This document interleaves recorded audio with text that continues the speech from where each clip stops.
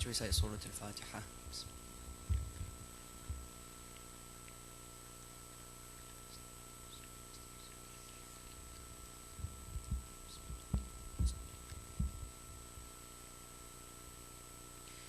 صلى الله عليك يا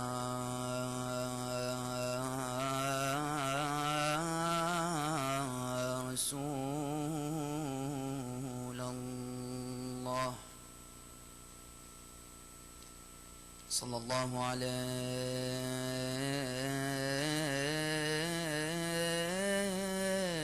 يا أبا عبد الله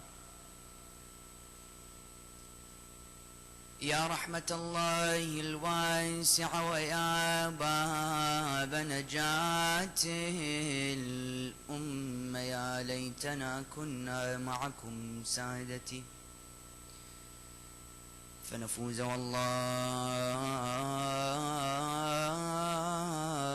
فوزا عظيم. السلام على الحسين وعلى علي بن الحسين وعلى أولاد الحسين وعلى أصحاب الحسين. السلام عليكم جميعا يا شهداء كربلاء ورحمة الله وبركاته. قال الله تعالى في محكم كتابه الكريم وقوله الحق وهو أصدق الصادقين اليوم أكملت لكم دينكم وأتممت عليكم نعمتي ورضيت لكم الإسلام دينا. الصلوات على محمد وآل محمد.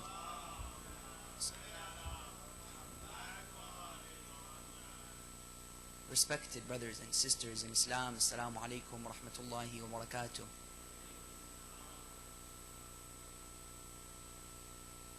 In yesterday's examination, we examined that Allah subhanahu wa ta'ala has allowed His faith to undergo a series and process of progression. That throughout existence there have been two entities and two forces that have progressed and indeed reached a peak in their progression. These two forces have been the force of good on the first level, and on the second level, the force of evil. Indeed, this process of progression began with Adam alayhi salam, the first human being to exist on this planet, and indeed the first prophet to exist that Allah subhanahu wa ta'ala sent to mankind. These two forces, good and evil, were launched and began to progress beginning with Adam alayhi salam.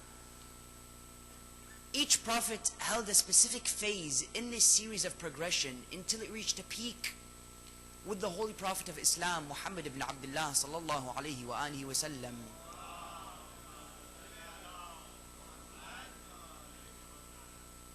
Each prophet held a specific phase in building this path towards completion of the religion of Allah subhanahu wa ta'ala.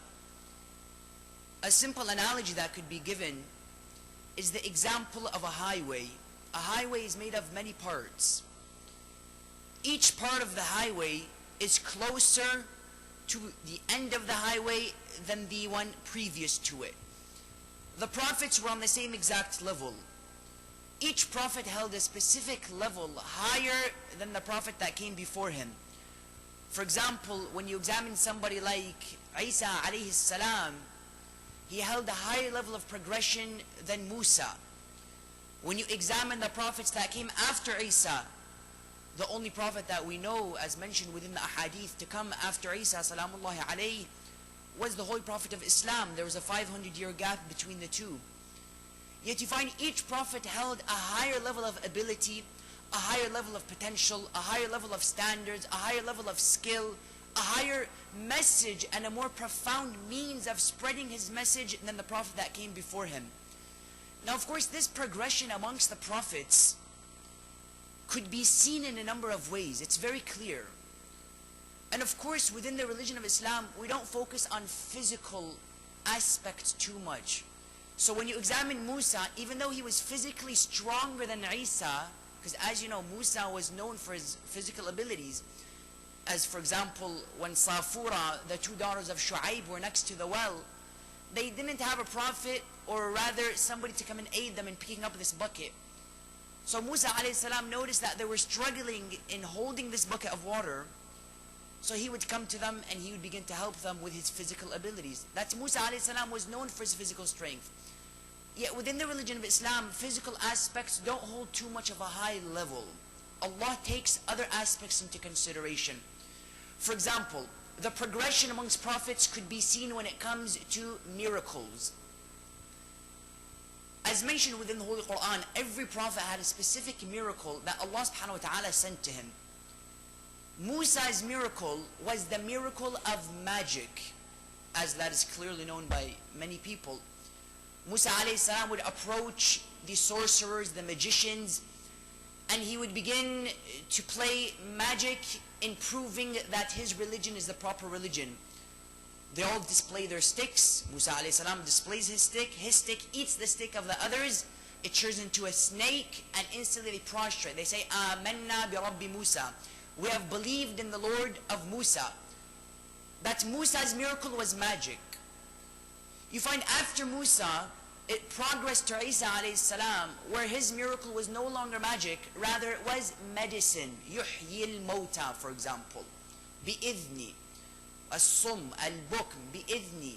He was able to cure, for example, leprosy. He was able to raise the dead. He was able to cure the sick. He was known of doing feats within the world of medicine and indeed pharmacy. Yet then you move on from Isa alayhi salam, and you see that the miracle of Rasulullah was not magic, which is physical, was not medicine, which was physical, yet it was something ideological. It was a miracle with a principle, a miracle with a message, a miracle that was seen as something that would intrigue the intellect and not the body of a human being.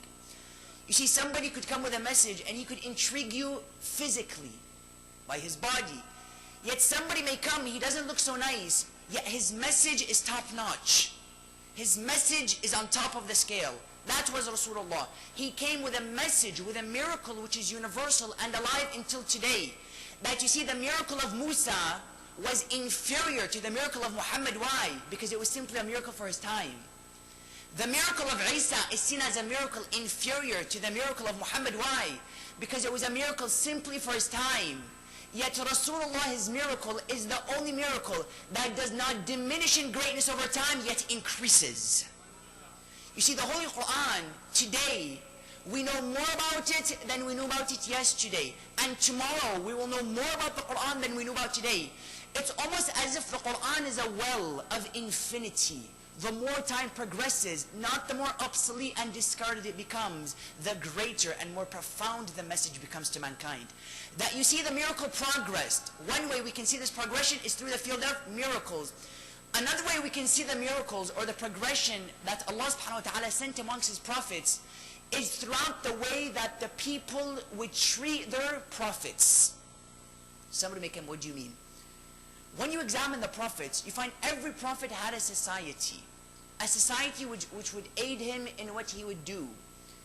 When you examine the way that societies would treat specific prophets, this is a profound way of realizing the level of progression amongst prophets until it reached Khatam al-Anbiya Muhammad. When you examine, for example, somebody such as Nuh alayhi salam, Nuh is propagating and teaching the message of Allah for 950 years, yet he ends up with only 72 people. Look at the low level of progression. 950 years, he ends up with 72. Abu Abdullah existed as an imam for 10 years, he ended up with 72. Look at how there was a progress. Nuh, for 950 years, he's spreading the religion. He ends up with simply 72. You move on from Nuh, you see that there was a progress to Ibrahim. Ibrahim is teaching the message of Allah to his people. Yet eventually Ibrahim is thrown in the fire by Namrud, and Allah comes and commands this fire to become cool. Ya nar kuni bardan wa salama ala Ibrahim. That people still weren't ready to attain the final message, to reach that level of peak and perfection. They didn't have that intellectual capability. They still didn't have it. You move on from Ibrahim, you go to somebody such as Musa. Musa is propagating the message of Allah to his people.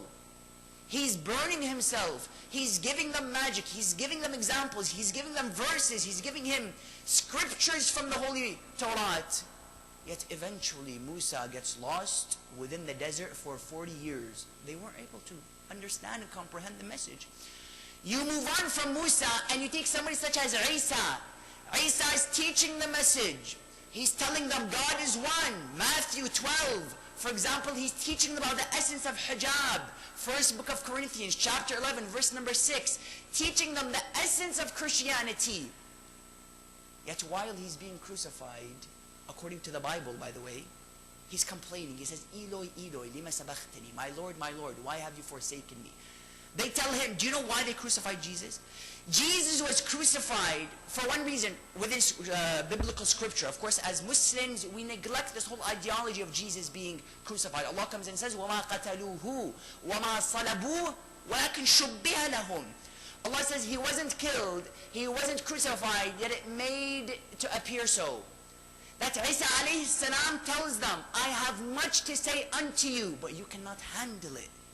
Meaning the intellectual capability still did not reach a high level of understanding. Isa is teaching the message. Eventually they attempt to crucify him. Allah instantly raises him. When you examine Ibrahim, the people weren't ready. Within Musa's time, the people weren't ready. Within the time of Nuh, the people weren't ready. Yet the minute it reached Muhammad, Allah refers to him. He says, Muhammadun Rasulullah walladhina ma'ahu. Muhammad, the Prophet of Allah, and those with him. Meaning Rasulullah had a fertilized soil to plant the seed of Islam. Isa alayhi salam didn't have that soil. Otherwise, Isa was an infallible. Musa was an infallible. They had the seed, yet they didn't have the soil to plant it. Rasulullah had the seed, and Al-Muhammad served as the soil for him to plant the message. That's why when the verse comes and says, Muhammadun Rasulullah, وَالَّذِينَ مَعَهُ أَشِدَّاءُ عَلَى الْكُفَّارِ رُحَمَاءُ بَيْنَهُمْ تَرَاهُمْ رُكَّعًا سُجَّدًا يَبْتَغُونَ فَضْلًا مِنَ اللَّهِ وَرِضْوَانًا سِيمَاهُمْ فِي وُجُوهِهِمْ مِنْ أَثَرِ السُّجُودِ ذَلِكَ مَثَلُهُمْ فِي التَّوْرَاةِ وَمَثَلُهُمْ فِي الْإِنْجِيلِ كَحَبٍّ. And Allah continues the verse. He says, Muhammad, the Prophet of Allah, and those with him. Meaning he had that level of aid and support from his society and the people around him. That the second way we can see this level of progression is in the way society would treat the prophets of their times. And the third and most profound way we can see this level of progression throughout prophets is by the means that they took to understand God. In yesterday's analysis, we examined this thoroughly, and we said that every prophet had a specific means which he undertook to understand Allah subhanahu wa ta'ala. A means or a sign, a ayah. Nuh alayhi salam's ayah was the ark. Allah mentions in chapter 7 of the Holy Quran, verse number 146, He says, فَأَنْجَيْنَاهُ وَالَّذِينَ مَعَهُ فِي الْفُلْكِ وَأَغْرَقْنَا الَّذِينَ كَذَّبُوا بِآيَاتِنَا. Allah comes and says, we gave him victory and those with him within the ark, and we drowned those who belied our ayah, our sign. Meaning the sign of Nuh was found in that ark. That was his way of establishing his prophethood to the people on one level, and that was one way of him gaining a level of certainty in believing in Allah. Because imagine Nuh alayhi salam was approached by Allah and he told him, Nuh, I want you to be a prophet. I'm not going to give you level of certainty. I'm not going to strengthen your heart. I just want you to be a prophet. It would be difficult for him. Even though Nuh is a human being, he's an infallible, he's still a human being who works through the realm of logic. Thus Allah gave him that ark. He said, Nuh, focus all of your attention on this ark, so that you could begin to gain certainty in me. This is my sign for you, O Nuh, as Allah mentions within the Holy Quran. فَأَنْجَيْنَاهُ وَالَّذِينَ مَعَهُ فِي الْفُلْكِ وَأَغْرَقْنَا الَّذِينَ كَذَّبُوا بِآيَاتِنَا. And we drowned those who belied our ayah. The sign of Nuh was the ark. You then find this progression continued from Nuh and the ark to somebody such as Ibrahim. The means of Ibrahim to understanding Allah subhanahu wa ta'ala was found within the planets, as we mentioned yesterday. Allah subhanahu wa ta'ala mentions this quite clearly within the Holy Quran. He says, Bismillah ar-Rahman ar-Rahim, وَلِنُرِيَ إِبْرَاهِيمَ مَلَكُوتَ السَّمَاوَاتِ وَالْأَرْضِ وَلِيَكُونَ مِنَ الْمُوقِنِينَ. Allah within this verse is giving us the method that Ibrahim took to understanding Allah subhanahu wa ta'ala. Because as we mentioned, each prophet had a means, a wasila to understanding God. Allah would give him a specific means. I want you to understand me and reach me through this channel. The channel of Nuh was the ark. The channel of Ibrahim was the planets. Ibrahim is walking. Allah refers to this within the Holy Quran. He says, فَلَمَّا جَنَّ عَلَيْهِ اللَّيْلِ رَأَى كَوْكَبًا. When the night came upon him, he saw a planet. قَالَ هَذَا رَبِّي فَلَمَّا أَفَلَ قَالَ إِنِّي لَا أُحِبُّ الْآفِلِينَ. Ibrahim is walking and he sees the planet. The planet disappears. He says, I don't like that which disappears. That can't be Allah. Ibrahim continues. He sees the moon. فَلَمَّا رَأَى الْقَمَرَ بَازِغًا قَالَ هَذَا رَبِّي فَلَمَّا أَفَلَ قَالَ لَئِن لَمْ يَهْدِنِي رَبِّي لَأَكُونَنَّ مِنَ الْقَوْمِ الضَّالِّينَ. Ibrahim continues to walk. He sees the moon. He says, that must be my Lord. The moon disappears. He says, Allah, if you don't show me where you are, then I will be from the dhalleen. I will be from those who have been left astray. Ibrahim continues. He sees the sun. Allah says, فَلَمَّا رَأَى الشَّمْسَ بَازِغَةً قَالَ هَذَا رَبِّي هَذَا أَكْبَرُ. Ibrahim continues and he sees the sun. He says, that must be my Lord. That is bigger. The sun disappears. Instantly Allah subhanahu wa ta'ala mentions within the Holy Quran, Ibrahim makes a statement. He says, إِنِّي وَجَّهْتُ وَجْهِيَ لِلَّذِي فَطَرَ السَّمَاوَاتِ وَالْأَرْضِ وَمَا أَنَا مِنَ الْمُشْرِكِينَ. Instantly Ibrahim alayhi salam recognized that these planets cannot be Allah. So right away he turned to Allah. He said, Oh Allah, I bear witness that you exist. I have affirmation in your existence. Meaning, I know you exist for sure. How did you reach Allah? Through the means of those planets. Ibrahim through the planets. Musa alayhi salam reached Allah through a means as well, which was the means of the mountain. And we mentioned this yesterday within the Holy Quran. Allah refers to this whole ideology within this very clear verse where He says, Bismillah ar-Rahman ar-Rahim. وَلَمَّا جَاءَ مُوسَى لِمِيقَاتِنَا وَكَلَّمَهُ رَبُّهُ قَالَ رَبِّي أَرِنِي أَنظُرُ إِلَيْكَ. Musa alayhi salam is walking and he turns to Allah. He says, Allah, I want to see you physically. Now this is pretty interesting.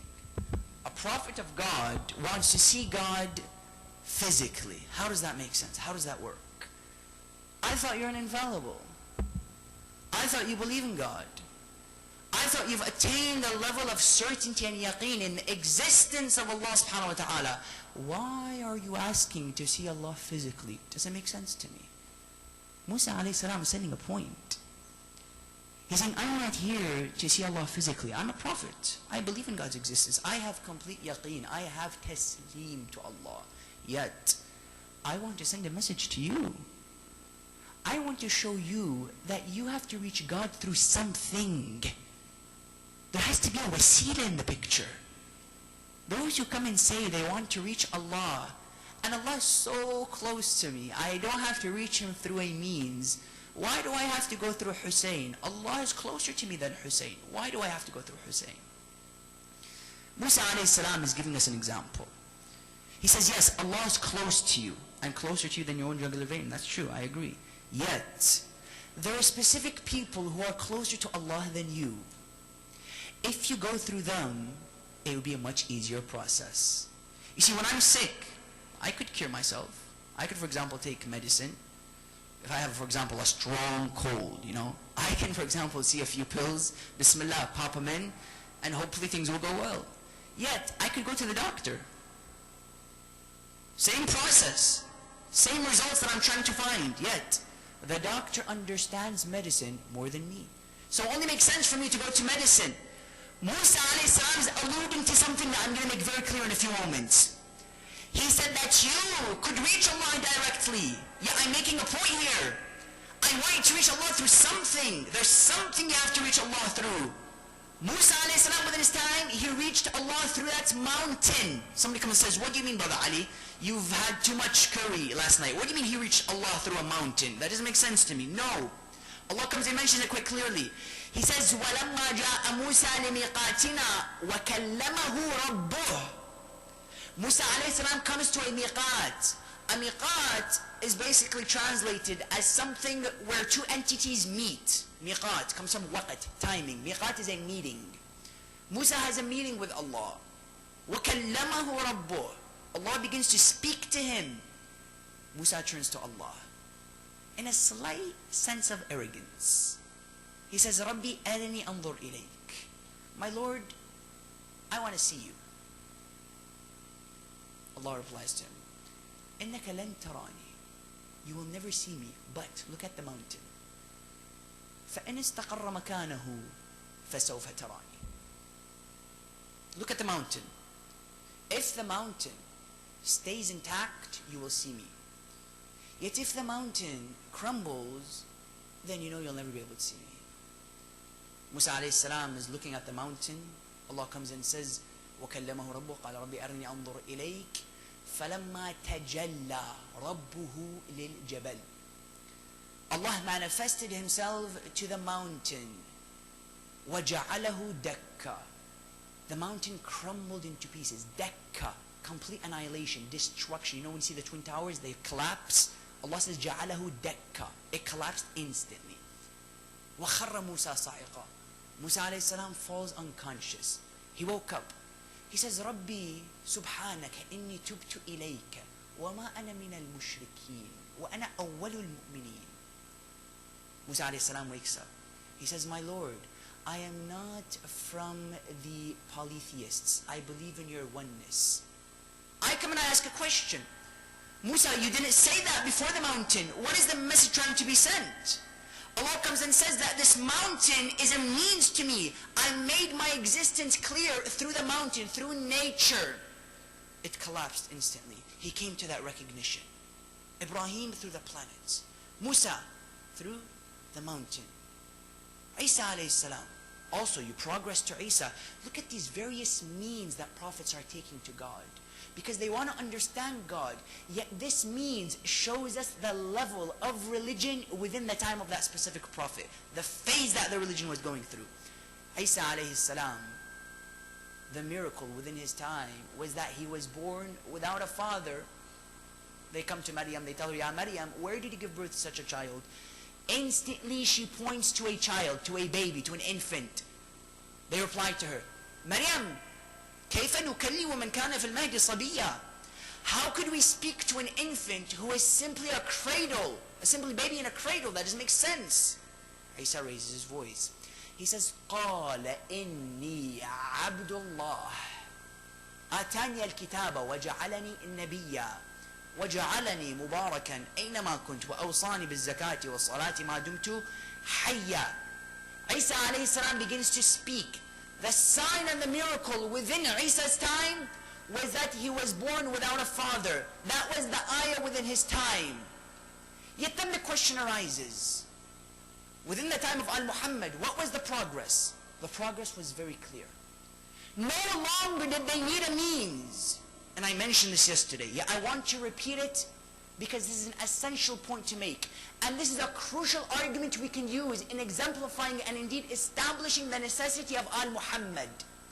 Today the world has a very low level of understanding when it comes to Al Muhammad. Our goal as followers of Ahlul Bayt is to raise that level of understanding. How? With these logical arguments, not emotional arguments. We can easily go to a human being and tell him, Ali ibn Abi Talib was the greatest because Rasulullah said this, this and this. Okay, that works with a specific group. Yet when you come with logic and rationale and an intellectual approach to things, I tell you, even the atheist will recognize that he may not be a part of the message of Ali, but he will begin to see Ali as a part of him. So you notice, Al-Muhammad alayhi salam, we return to the main point. Every prophet had a means to attain God. This progress reached a peak with Ahlul Bayt. How? When it reached Ahlul Bayt, they no longer needed a means to approach God. They became the means to approaching God. That when we recite in chapter 5 of the Holy Quran, verse number 35, Ya ayyuha alladhina amanu ittaqullah wabtaghu ilayhi wasila. We say, oh you who believe, fear Allah and approach Him through a means. That Ahlul Bayt became that means to Allah subhanahu wa ta'ala. No longer do I need nature or planets or science to reach God. They themselves became the ayah of Allah subhanahu wa ta'ala. That's why when we recite in Surah An-Naba, we say, عَمَّا يَتَسَاءَلُونَ عَنِ النَّبَإِ الْعَظِيمِ الَّذِي هُمْ فِيهِ يَخْتَلِفُونَ كَلَّا سَيَعْلَمُونَ ثُمَّ كَلَّا سَيَعْلَمُونَ. We say, عَمَّا, on what do they ask? Upon An-Naba al-Azim. What is this Naba al-Azim? Ulama come and say that this is no other than Ali ibn Abi Talib, salawatullahi wa salamuhu alayh. It was something great, something grand.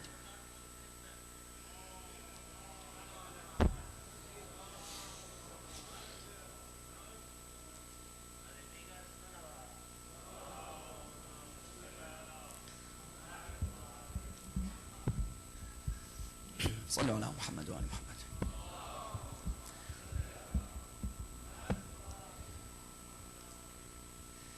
A second salawat with the loudest of your voices.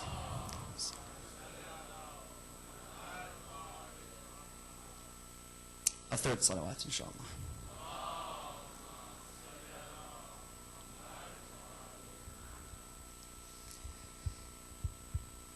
Every prophet had a means to approaching Allah. Yet when it came to Ahlul Bayt alayhim salam, they themselves became the means. That's why we mention within Ziyarat Al-Yasin, we say, As-salamu alayka ya Bab Allah wa dayana dineh. When we refer to Ali ibn Abi Talib, we say, peace be upon you, O the door of Allah. Meaning he himself became the connection to God. Furthermore, we mention within many ahadith, we say, Bikum urif Allah. Through you, Allah has become known. Furthermore, we mention in a number of other ayat, we say, As-salamu alayka ya Bab Allah allati la yu'ta illa minh. We say, peace be upon you, O the door of Allah, that cannot be approached except through Him. Meaning Ahlul Bayt became that means and wasila. Besides them giving means to Allah, they became the means to reaching Allah subhanahu wa ta'ala. Now somebody come forward and say, how did this take place? In a number of ways. Number one, within the time of Ibrahim, he would reach Allah through what? Planets, ahsantum. Musa alayhi salam would reach Allah through what? The mountains. Isa alayhi salam, his ayah, his sign was what? He wasn't born with a father. Yet Rasulullah didn't need anything to connect with Allah. His heart was enough. He didn't need to connect to Allah with anything. His heart sufficed. That's why we mention in Surah An-Najm, we say, Bismillah ar-Rahman ar-Rahim, ما كذب الفؤاد ما رأى. We say فدنا ثم دنا فتدلى فكان قاب قوسين أو أدنى ما كذب الفؤاد ما رأى وأوحى إلى عبده ما أوحى. Allah comes and speaks to Rasulullah. He says, Ya Rasulullah, ما كذب الفؤاد ما رأى. When speaking about the whole issue of Isra wal Mi'raj, Rasulullah reached such a level of closeness to Allah subhanahu wa ta'ala that he no longer needed the means. He himself became the means. That even when he was entering Sidratul Muntaha, the peak of existence, the realm of the world, He turns to Jibreel. He says, Ya Jibreel, I'm going to enter, but you cannot come with me. Because this is a line that if anybody passes it except for me, his wings will begin to burn.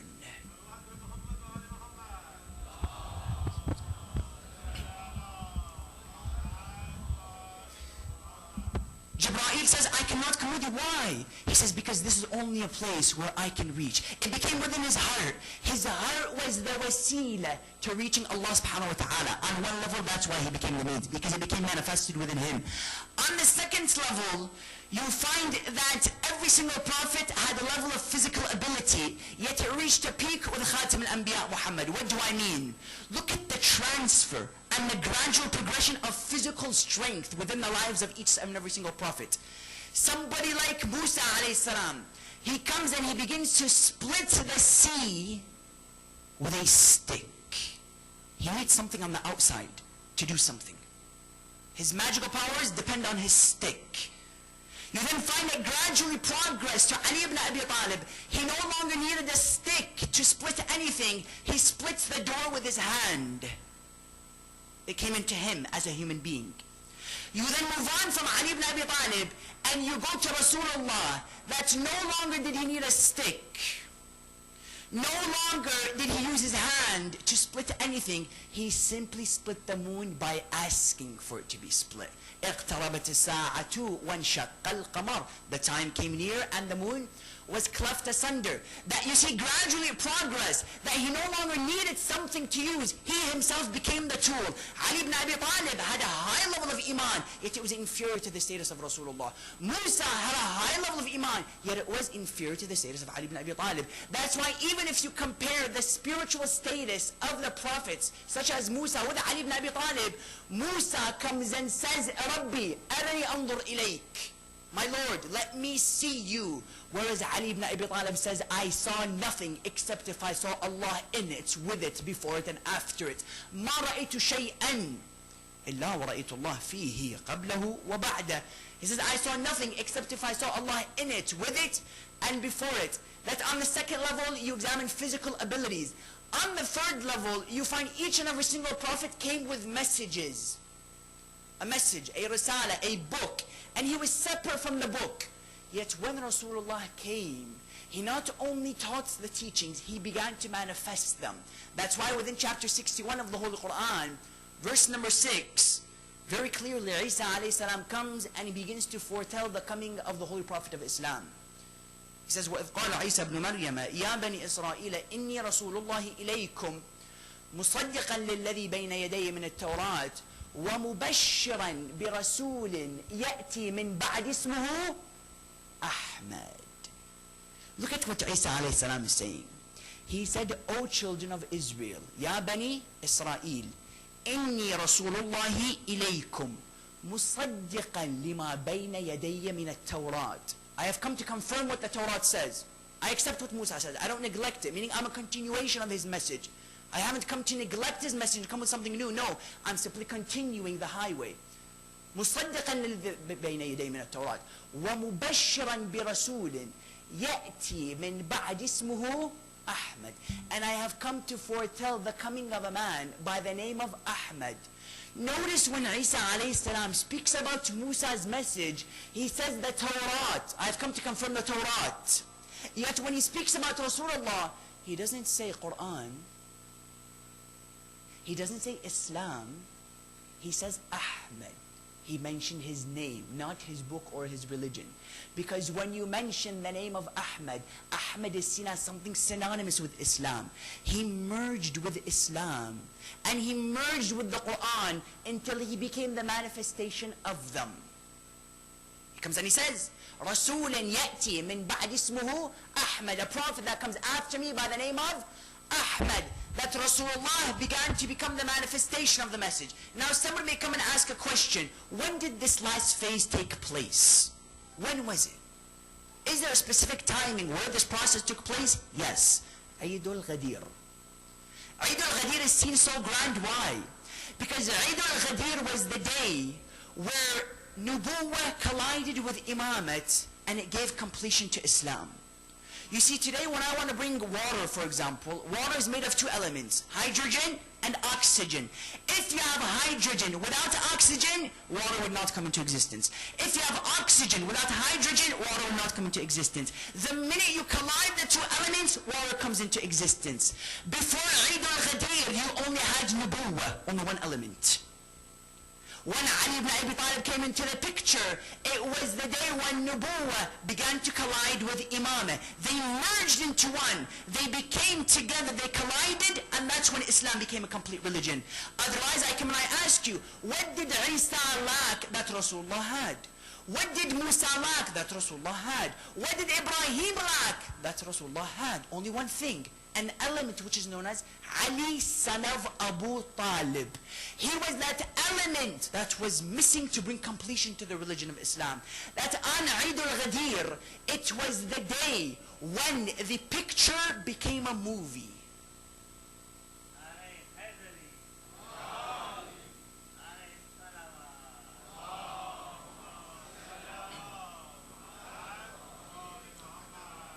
When I say it was the day when the picture became a movie, what do I mean? Before Eid al-Ghadir, it was a picture. It still didn't have life. Imam Ali ibn Abi Talib came and brought life to it. Before Eid al-Ghadir, you had letters. Ahruf. A, B, C, D, I, S, L, A, M. Eid al-Ghadir was the day when the letters became words. Each prophet was a letter.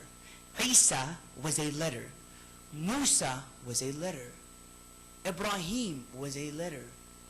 Eid al-Ghadir was the day when all of these letters collided, merged together into one human being, which is Ali ibn Abi Talib.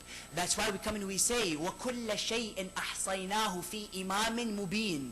And everything, we have manifested it within a clear imam. Ulama come and say that that imam is no other than Ali son of Abu Talib. Someone will come and say, what do you mean it was the day when the letters became words? Very clearly. One day Rasulullah is sitting with one of his companions by the name of Jundub.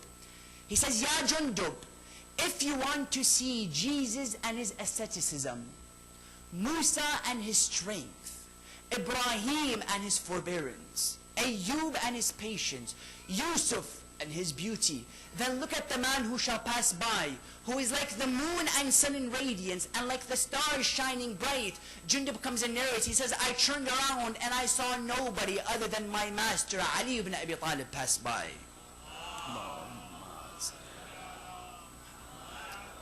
That Eid al-Ghadir was the day when the letters came together. Jesus held the letter, Musa held the letter. You have to put these letters together to make a complete word.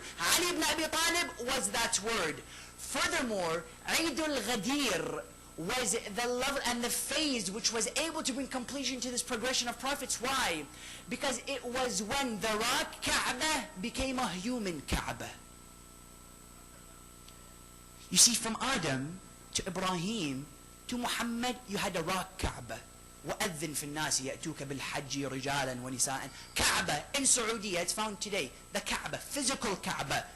Ali ibn Abi Talib came into the picture. He became the human Kaaba. Rasulullah comes and says, عَلِيٌّ فِيكُمْ كَالْكَعْبَةِ فِي الْإِسْلَامِ. Ali to you is like the Kaaba in Islam. It was the day when the rock became a human. It was the day when the letters became the words. It was the day when the picture became a movie. Furthermore, Eid al-Ghadir was the day when the silent Quran became a speakable Quran.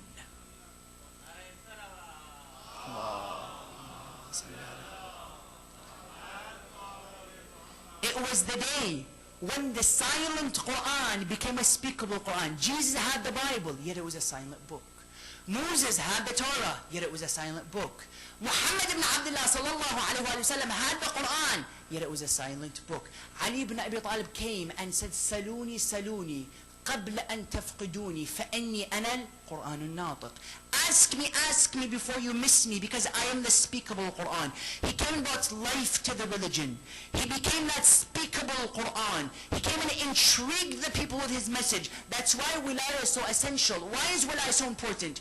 Wilayah is so essential because it brings life to the religion. You see, religion before Ali ibn Abi Talib was a laptop without internet. If you have the best laptop in the world, if you have the best iPhone, but there's no connection, tell me, can you make a call to the person sitting next to you? Wallah, you can't. It's tough. Because there's no connection. Can you have a laptop and send an email to the person sitting next to you without internet? You can't. Because you need internet. No matter how fascinating that laptop is, if there's no internet connection, you can't send an email to anybody. Before Amir al-Mu'mineen, you had a laptop without internet. Wilaya came and plugged it to Wi-Fi. Wilaya was that Wi-Fi. There's no better way to explain it. It was that connection that allowed people to send emails. That's why Imam al-Hassan was an email.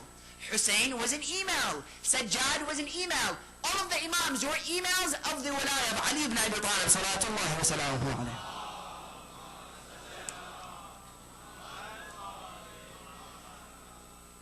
Eid al-Ghadir was that day. Furthermore, in conclusion, Eid al-Ghadir was the day where the equation became a solution. Let me explain this. Ibrahim had the equation, yet he lacked a solution.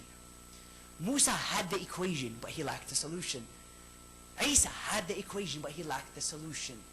Imam Amir al-Mu'mineen was that solution. I ask the question day and night. Why is it for 124,000 prophets, none of the prophets were able to complete the religion? Musa wasn't able to complete it. Isa wasn't able to complete it. It's for one reason and one reason only. Because they had the equation, but they lacked the solution. There was something missing. That missing piece was Amir al-Mu'mineen. And it's for that exact reason that we, the Shia of al-Muhammad, have such a high level of love for Ahlul Bayt. There's no other reason. Because without them, the religion is an incomplete equation. You cannot take the equation and leave the solution. Today the world lacks the solution. We have it, brothers and sisters. When are we going to take the message of Ahlul Bayt to the world? When are we going to take the message of Aba Abdullah al-Hussein? We're still throughout the nights of Muharram. When are we going to take it and give it in a way to the non-Muslim where they'll begin to understand it through a logical matter? You know this website, whoishussein.org. Excellent initiative. Bottles, putting who is Hussein. And then they explain who it is. It's a simple idea. It's a bottle, for goodness sake. Yeah, it's effective. The best way we can spread Islam to the non-Muslim is by these kinds of methods. Not by giving him a majlis. I'm not going to go to the non-Muslim and begin to give him the masahib of Aba Abdullah. He'll begin to cry with me. He may sympathize with me for a few moments, yet he'll lack that understanding of who Hussein is. The minute we connect Hussein with non-Muslim figures such as Jesus, I tell him Hussein died to keep the message of Jesus alive. Very effective way. I remember actually one day I was sitting in Miami, and you would be passing out sandwiches to the homeless people. So I remember one day we have a table, and we're passing out a number of sandwiches to these homeless people, and a homeless man comes to me. He tells me, why are you guys passing out these sandwiches? I tell him, not for a specific reason, but there's a man by the name of Hussein. We love Hussein, and we want to give you this sandwich in love of Hussein. I told him, have you heard of Hussein? He said, who? Saddam Hussein? I told him, no, Habibi, Hussein ibn Ali ibn Abi Talib, get it right. He said, oh really, that's nice. He keeps on walking. I told him, yeah, before you leave, can I ask you a question? He says, yes, go ahead. I told him, do you want to know who Hussein is? He says, yes, please, tell me about him. I'll go and search about him. Yeah, I'd like to hear it from you as a follower of that man. I looked at him in the eye. I told him, Hussein is a man who died to keep the teachings of Jesus alive. Instantly this man looks at me, he begins to cry. I tell him, why are you crying? He said, because I just found out that there's a man by the name of Hussein that has something to do with the message of Jesus. I'm intrigued by him. Who is that man? Tell me more about him. I could have easily told him Hussein was a man who got killed. Shimr sat on his chest. He beheaded him viciously. He would have cried with me. Yeah, he would have forgot Hussein the minute he finished eating that sandwich. I told him Hussein was a man who died to keep the teachings of Jesus alive. When I go to the non-Muslim, I give him these kinds of principles. I tell him Hussein wasn't simply a man who came detached from the message of Jesus. The main reason why he died was to keep the message of Jesus alive. Jesus came to spread love. Hussein was love. Jesus came to teach freedom. Hussein was freedom. Jesus came to teach equality. Hussein was equality. And the minute we give the world these kinds of teachings, it's then when they begin to get interested in our message. Brothers and sisters, we live in a crucial time in the world today. There is no more crucial time for Islam than the time that we live in today. The appearance of our 12th Imam is around the corner. We as Muslims have to feel obliged. Not only have to understand that we have an obligation, we have to feel obliged to spread this message to the non-Muslim. Now, how do I spread it? The best way is through action. My action. How do I understand that I have an Imam waiting for me around the corner? I know he's there. I know he's in Ghaibah. Yet how do I begin to connect with him? How do I begin to love him and feel that yes, he is a part of my life? There's two ways. If I want to understand if I'm ready for Sahib al-Zaman, I have to ask myself, am I ready for death? The minute I begin to evaluate the situation and assess it properly, to realize if I'm ready for death, I've just realized that I'm ready for Imam Sahib al-Zaman. Let us not come and say, Allahumma ajjil li waliyaka al-farj. Oh Allah, hasten the appearance of our 12th Imam. And then we realize we're doing sins here and there. The question is, are we ready for death? How many times does Allah come and mention to the Jews? He says, فَتَمَنَّوُا الْمَوْتَ إِن كُنْتُمْ صَادِقُونَ. Fear death, not only fear it, but wish for it. Because when you wish for death, you have just understood the fact that you're ready to meet with Allah subhanahu wa ta'ala. You look at somebody such as Amir al-Mu'mineen. Imam Amir al-Mu'mineen, on a number of times, he wishes for death. To the extent that even when he's killed, he didn't say, Khilafah has been stripped away from me. He didn't say, my God, what am I going to do to Zainab? She's been orphaned. No. He said, Fiztu Rabbul Ka'bah. I have become victorious. Imam, why have you become victorious? You've been killed. He says, no. I see this death as a transition point to meet with Allah subhanahu wa ta'ala. That if I want to ask myself, if I'm ready for the 12th Imam, there's only one way. Am I ready for death? Honestly scrutinize yourself. Ask yourself today, before you leave this majlis, ask it. Am I ready for death? If I was to leave this masjid, and la samahallah, a car was to come and hit me, would I be ready to meet my Lord?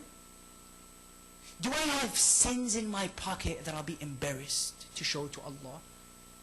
Do I have a few actions which I've been doing behind the public? You know, because you don't know yourself in front of the people. You know yourself when you're away from the people. It's only you and the computer. That's when you know yourself. It's only you and the TV. It's only you and your phone. You know, and nowadays they're sending emails left and right. You want to have a fun time? Click here. The world is replete with haram. The question is, am I ready for a death? Because death doesn't discriminate. Even if you're a prophet. You take somebody such as Sulaiman. Sulaiman one day is sitting in his castle. As you know, Sulaiman had mulkan azima, as mentioned by the Holy Quran. He's had such a high level of money. You know, today we speak about Warren Buffett, Donald Trump. None of them compared to Sulaiman. Sulaiman was on top of the list. Sulaiman one day is sitting down in his castle, and he begins to see that a foreign face comes to him. He looks at this face. He tells him, have you come as a visitor? Who are you? I'm Sulaiman. Nobody can come into this palace without asking me first. He told him, Sulaiman, I haven't come as a visitor. He says, what do you mean? Who are you? I am Sulaiman. I am the Prophet of Allah. He says, Sulaiman, I came to take your soul. I am Malik al-Maut. They say that.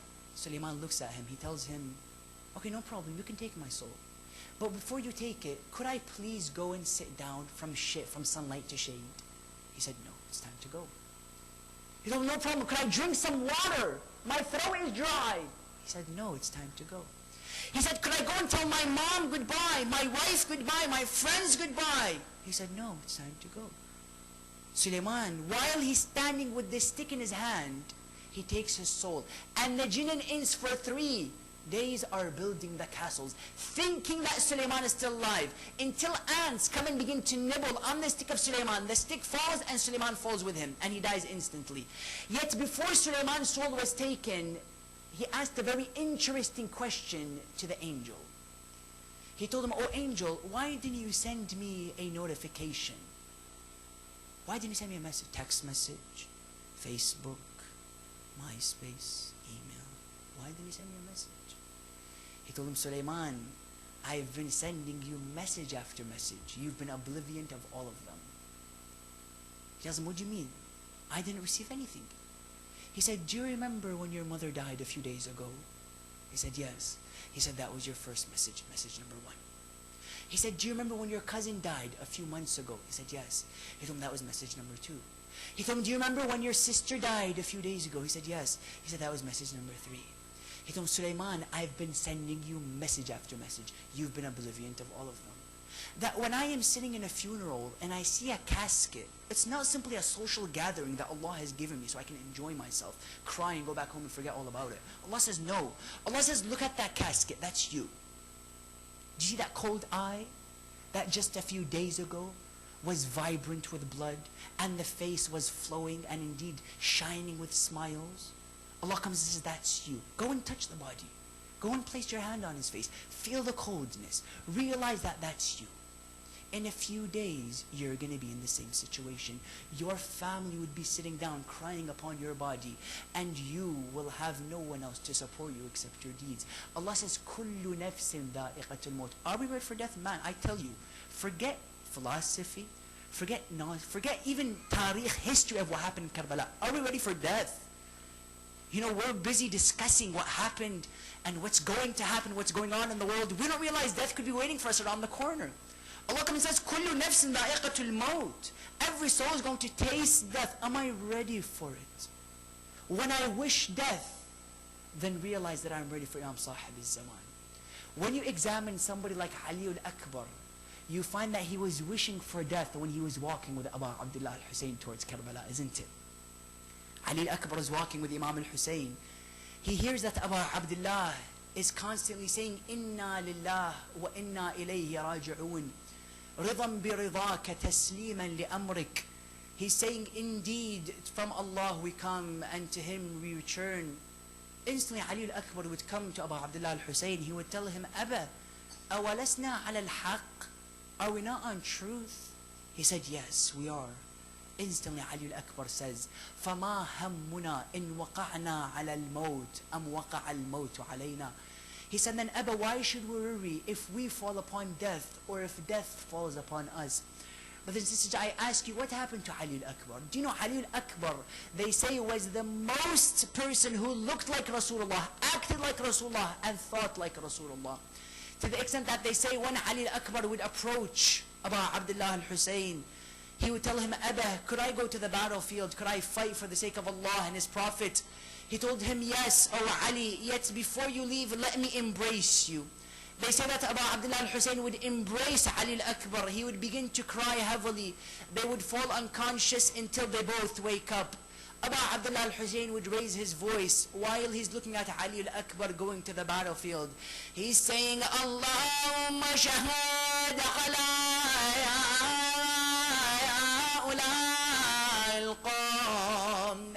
برز إليه مشبه الناس خلقا وخلقا ومنطقا برسولك محمد.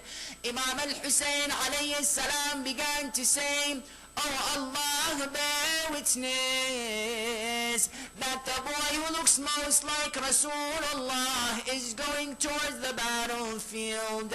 They say that Ali al-Akbar was fighting bravely like the warrior that he is. Brother, close all of the lights if you can, please. Close all of the lights. They say that Ali al-Akbar was fighting bravely like the warrior that he is. They say that Ali al-Akbar had a mother by the name of Layla. They say Layla couldn't handle seeing Ali al-Akbar fight bravely with her eyes. She would stand in the tents, she would look at the face of Abu Abdullah al-Hussein. If Abu Abdullah was smiling, then she knows that Ali is doing good. If Abu Abdullah is frowning, then she knows there's some danger coming towards Ali al-Akbar. They say that while Ali al-Akbar is fighting, all of a sudden Imam al-Hussein begins to frown heavily. Layla turns to him, she tells him, Abu Abdullah, did something happen to Ali al-Akbar?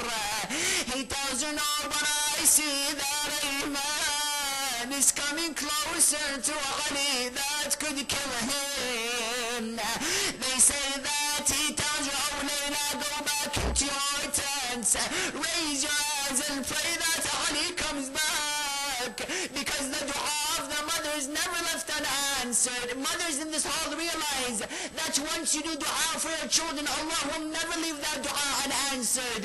They say that Layla goes into the tent, she removes her hijab, she spreads her hand, she raises her hands to the sky, she says, Allah,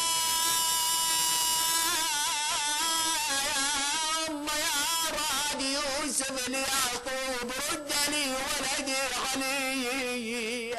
Layla says, oh Allah, oh the one who returned Yusuf to Yaqub, return my son Ali to me. They say that Ali Akbar bravely defeats that man that was nearly going to kill him. He comes back to Aba Abdullah al-Hussein. He asks him one question before he goes to his mother Layla. He says, Father, do you have any water for me to drink? He tells him, Wallah, my son, I have no water, but you can place your tongue on my tongue. They say that he places his tongue on the tongue of Aba Abdullah. Ali Akbar begins to cry. Imam al-Hussein tells him, oh Ali, why do you cry?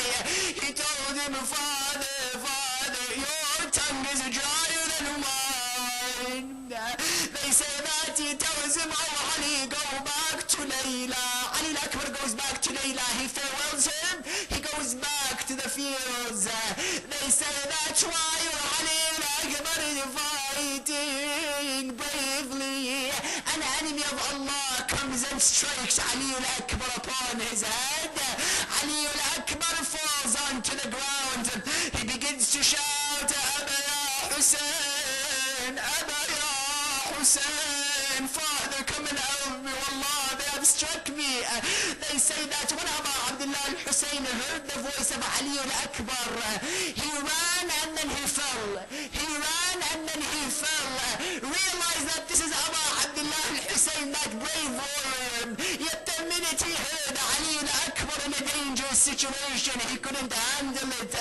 They say that Imam al-Hussein reaches the body of Ali al-Akbar alayhi salam. He says that one moment Ali was crying and one moment Ali was smiling. Wallah, these lines break the heart. He comes down from his horse. He tells him, Ali, my son, why do I see you one moment crying and another you're smiling? He told him, Father, I laugh because when I look to my right side, I see Rasulullah giving me that cup of water. That the minute I drink from it, I'll never begin to become thirsty again. He told him, my son Ali, why do you cry? He said, when I look to my left, I see my grandmother Fatima. Fatima would look at my wounds, and then she would look at your face, oh Father, and she would begin to say, Wa walada wa aliya. Ya mu'mineen, on nights like this, not only should we remember Ali, but we should remember the aunt of Ali, Zainab.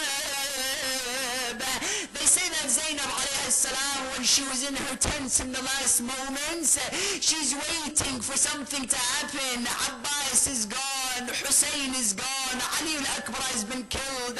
All of a sudden Zainab sees a shadow coming closer to her. She tells him, oh shadow, أقسم عليك بالرب الذي تعبده لا تؤلمني. She tells him, oh shadow, I swear upon you by the Lord that you worship, do not harm me. They say that the shadow comes closer to Zainab, slowly, slowly. She tells him, oh shadow, please, I swear upon you, do not harm me. They say the shadow comes closer until she begins to shout. She tells him, oh shadow, my father is Ali ibn Abi Talib, do not harm me, please. They say that the shadow begins to speak, saying, daughter Zainab, why didn't you recognize your father Ali? She tells him, Aba ayna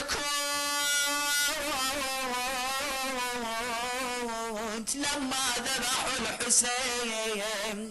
She tells him, Father, where were you? Where were you when they killed Aba Abdullah al-Hussein? They say that when Zainab was in the tent, Zain al-Abidin was there next to her. This was while Aba Abdullah was being killed. I'm taking you closer to the death of Aba Abdullah. They say that Umar ibn Sa'ad shouted, who is this body? Could we crush his bones? They say that the tribe of Qasim came up and said, no, that is Qasim, do not crush his bones. They say that he then went to the body of Abbas. He said, can we crush this body? They say that the tribe of Abbas stood up from the opponent's side and said, do not crush that body, that is our body. They say that he then went to the body of Ali al-Akbar. He said, can we crush this body? They say that the tribe of Ali al-Akbar arose and said, no, do not crush it. He then went to a body. He said, can we crush this body? We don't know who this is. Can we crush it? Is there anybody to come and claim this body? They said, no, that is the body of Aba Abdullah al-Hussein. They say that he commanded that the horses begin to trample on the body of Aba Abdullah al-Hussein. When Zainab was in the tent, she turns to Zain al-Abidin. She tells him, oh Zain al-Abidin, I hear something crushing. I don't know what that is. They say that Zain al-Abidin removes the tent. He sees the body of Aba Abdullah flying to the left and flying to the right. Do you know why Zainab was crying on the 10th of Muharram? Because she couldn't handle seeing the same neck that was kissed by the lips of Rasulullah is now being kissed by the lips of the sword. They say that Aba Abdullah was there 3 days, no one to aid him. As-salamu ala al-Hussein wa ala Ali ibn al-Hussein wa ala أولاد الحسين وعلى أصحاب الحسين. مؤمنين مؤمنات, raise your hands to the sky. Let us ask Allah with these tears in our eyes to cure our sick ones and to hasten the appearance of our 12th and awaited Imam with the ayat al-Mubarakah 5 times. Bismillahir Rahmanir Rahim. أما يجيب المضطر إذا دعا ويكشف السوء. All together. أما يجيب المضطر إذا دعا ويكشف السوء. أما يجيب المضطر إذا. One more time. أما يجيب المضطر إذا دعا ويكشف السوء. Let us mention these mu'mineen and mu'minat in our du'as, asking Allah subhanahu wa ta'ala to bless them and to welcome them with the hands of Ahl al-Bayt in paradise. مرحوم أصغر علي رزفي, مرحوم شجاث علي رزفي, مرحوم واجد علي رزفي ابن حسن علي رزفي, also مرحوم سيد أبو الحسن نقوي ابن أسد الله خان نقوي, مرحومة مرزية حسن نقوي بنت تقي حسين رزفي. And also there's a request for Surah Al-Fatiha for the following names: Sayyid Ali Hassan ibn Sayyid Kadhim Hassan, Nazanin Begum bint Sayyid Asghar Ali, Wahid Ali ibn Baqir Ali, Mumtaz Rani bint Wahid Ali, and Asif Hussein ibn Yusuf Hussein. Let us ask Allah subhanahu wa ta'ala to bless them with the loudest of your voices of Al-Fatiha before the loudest of your salawat ala Muhammad wa ali Muhammad.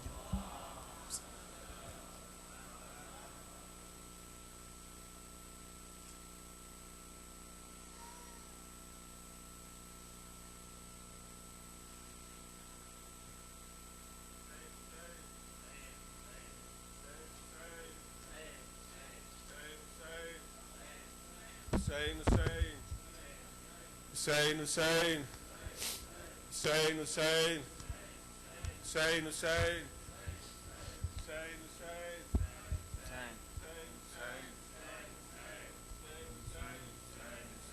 Hold this.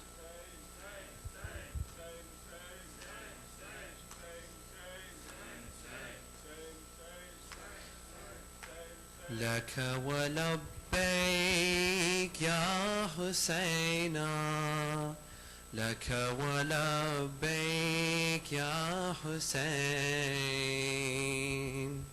لك ولبيك يا حسينا لك ولبيك يا حسين لك ولبيك يا حسينا لك ولبيك يا حسين for you and with you Mawla for you and with you Hussein for you and with you Mawla for you and with you Hussein when Yazidi slings and arrows murdered Abbasid lover when Yazidi slings and arrows murdered Abbasid lover Ashkiya taunted our Mawla Ashkiya taunted our Mawla you have no one Ibn Zahra Ashkiya taunted our Mawla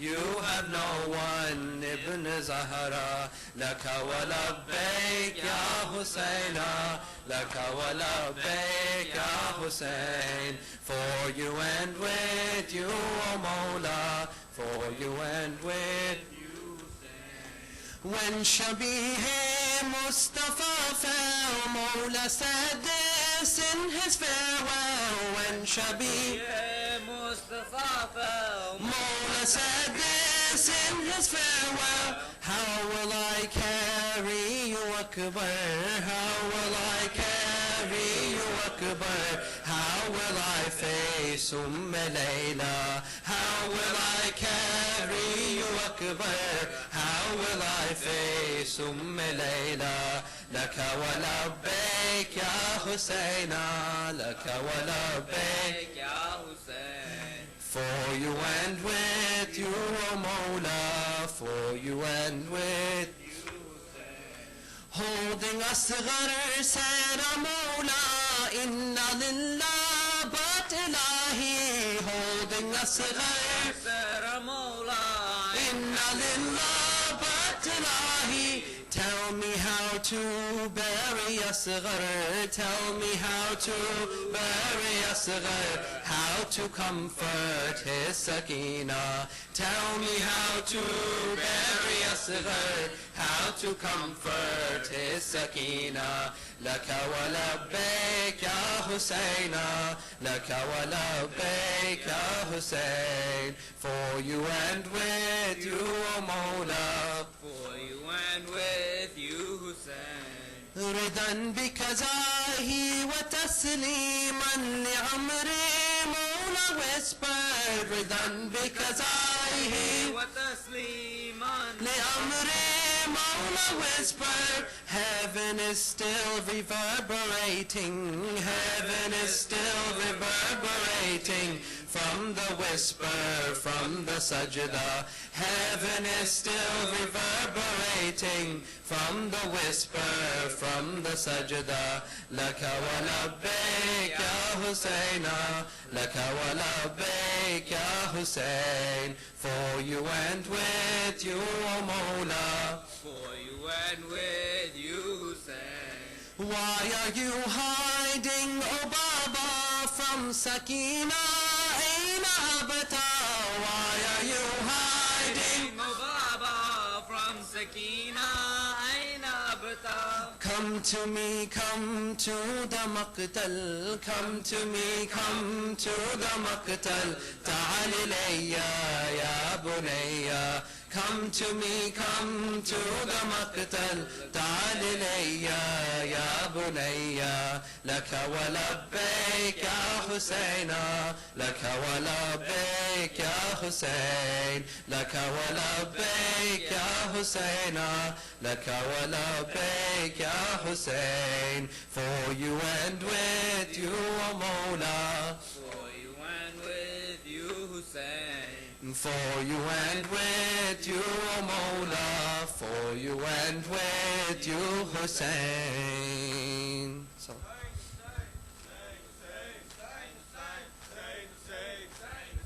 Hussein, Hussein, Hussein, Hussein, Hussein, Hussein, Hussein, Hussein, Hussein, Hussein. اللهم صل على محمد وآل محمد.